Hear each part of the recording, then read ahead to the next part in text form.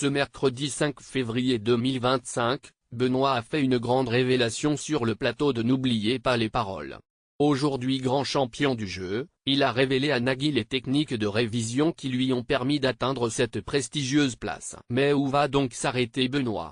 Hier, il remportait 20 000 € supplémentaires pour sa cagnotte. Alors qu'il démarrait l'émission à 673 000 €, il la terminait à 693 000. Une somme exceptionnelle qu'il semble pourtant avoir eu du mal à dépasser le temps de ses dernières prestations dans N'oubliez pas les paroles.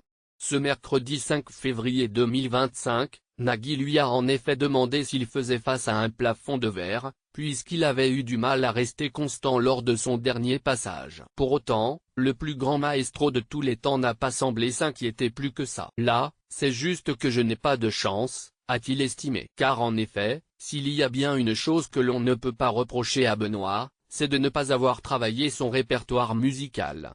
Comme il l'a indiqué à l'époux de Mélanie Page, il a consacré 2 ans de sa vie à des révisions bien spéciales. Benoît a créé tout un tableur pour réviser au mieux les chansons C'est oui.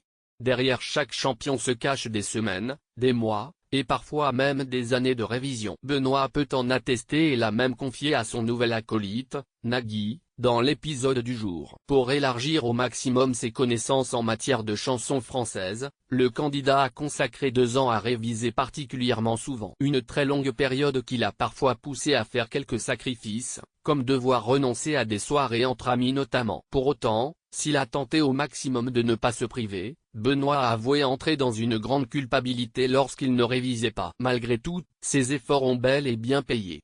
Pour en arriver à son niveau de maîtrise des hits francophones, il a tout simplement récupéré toutes les statistiques de ce qui est tombé à l'émission depuis 2013. Rien que ça. J'ai tout ça dans un tableur, que j'ai trié par occurrence de nombre de fois quelles les chansons, notes de la rédaction sont passées à l'émission, a-t-il précisé.